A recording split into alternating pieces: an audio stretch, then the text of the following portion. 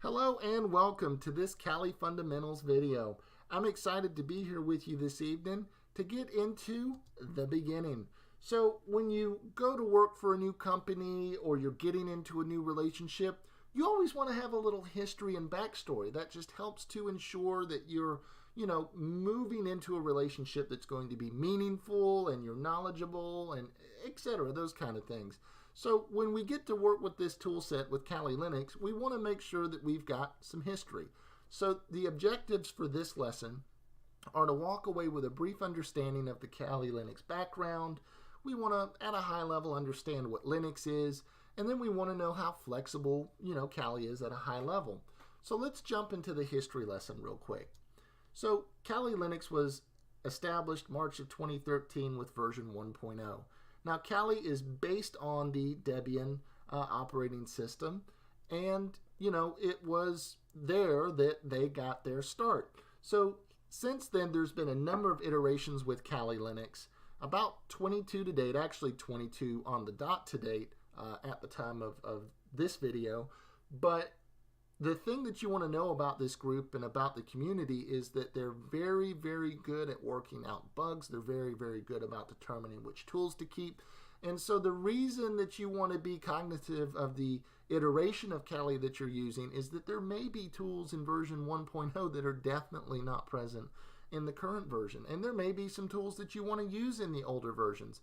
But you just need to be aware that through those iterations, the tools have changed and the layout has changed and the way that the system works has changed to a degree as well.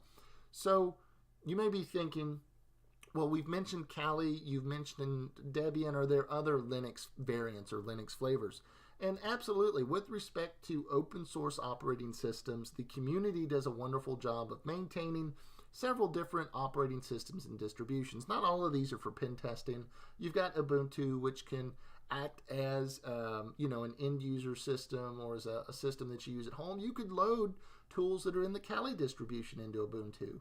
You've got Mint Linux, you've got Precise Puppy, you've got Fedora. So there's a combination of operating systems out there depending on what you need them to do. They could be on a multitude of smaller devices or low-key devices, things of that nature, small computing devices. Linux is everywhere. So you may be asking yourself, well, what is Linux with respect to how we're defining it and talking about it here? So when I talk about Linux, especially within the relationship of Kali Linux, Linux is the core of the operating system. It is the kernel. And a few things that the kernel will control are like CPU, memory, and devices. So you may already be familiar with the concept of what a kernel does, but to give you a quick refresher, in this instance, we've got, let's just say, an app that communicates with the kernel. And then at the kernel level, we're communicating with the CPU, the kernel's communicating with memory, it's communicating with devices and peripherals. And so it is going to ensure that the app, when it requests resources and information or input, that it is being provided. So with respect to this relationship, when we say Linux, Linux is really the core of any of the operating system distributions that we've discussed here. So I've got a quick surprise for you, a check on learning. So when we were discussing the history of Kali earlier, what was the original, or what is the base distribution or operating system that is based off of? All right, so you were probably thinking Debian, and if you put Debian there or thought Debian, then you were absolutely correct. Great job. So let's go ahead and shift gears real quick and talk about some of the features and things that Kali has available to it. So the first thing, you can run Kali as your day-to-day operating system. You can fully install it and use it for day-to-day activities and functions. There's some recommendations we'll make later to talk about how you can do that securely and safely. You've got Live Boot, which is going to allow you to just take the disk or take a thumb drive that's got the Kali ISO on it, and then from there, boot it and go to work. So you're not fully installing the Kali operating system onto a device, you're just kind of live booting. You can take advantage of full disk encryption, which is definitely something we want to do if we're going to be doing security testing, handling client data, potentially pulling data from systems for the sake of testing, things of that nature. So we always want to ensure that that information is encrypted. And then we've got Easy Nuke. Luke's, this is Easy Nuke here. Essentially what that allows you to do is you can use that to nuke encrypted data. So if you need to erase data, get rid of information, you can use Easy Nuke to do that. And then we've got a forensic mode here. So if you need to get a copy of a hard drive that is forensically sound, that's not altered, none of the other states here, like a full installation, live boot, or doing any type of encryption is going to help you in that.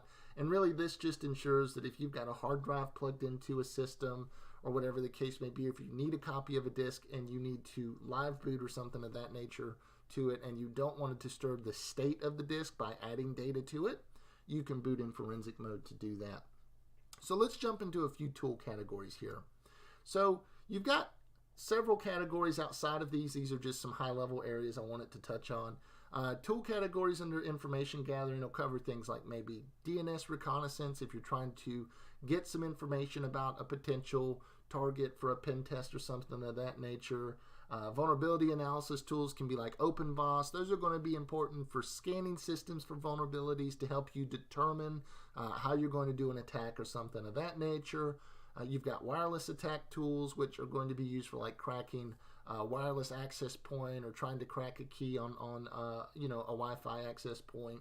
Web application tools are things like fuzzers, which you can use to manipulate the inputs of tools and kind of see what you'll get out of the website so that you can then determine if there may be something you could take advantage of or exploit there. And then we've got some exploitation tools, which we'll touch on later. But those are the tools that once you've kind of tested the lock and you've worked to see if the door's weak and things of that nature, you're going to determine, okay, can I kick it in? Can I pick the lock, etc.?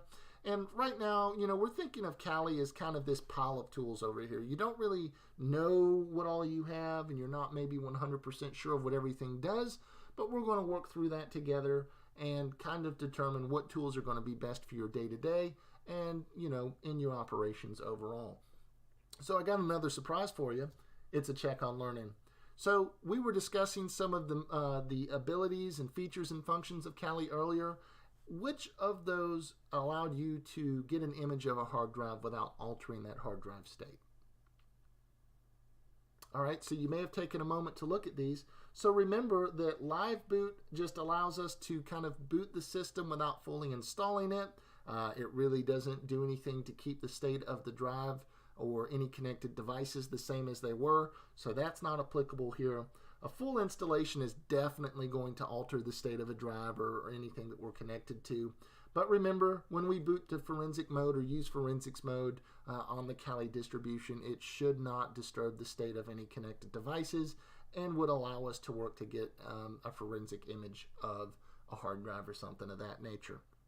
So with all of that said, let's go through a quick summary of what we covered today.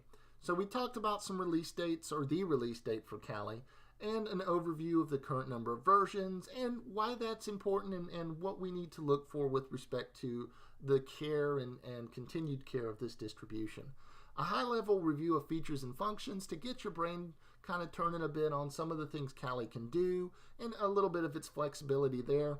And then a few tool categories again to get you thinking about some of the things that you could do with Kali where you might be focusing on or where you're hoping that the distribution can be useful to you and your organization. So with that said, I want to thank you for the opportunity to work with you today, and I look forward to working with you again soon. Thank you.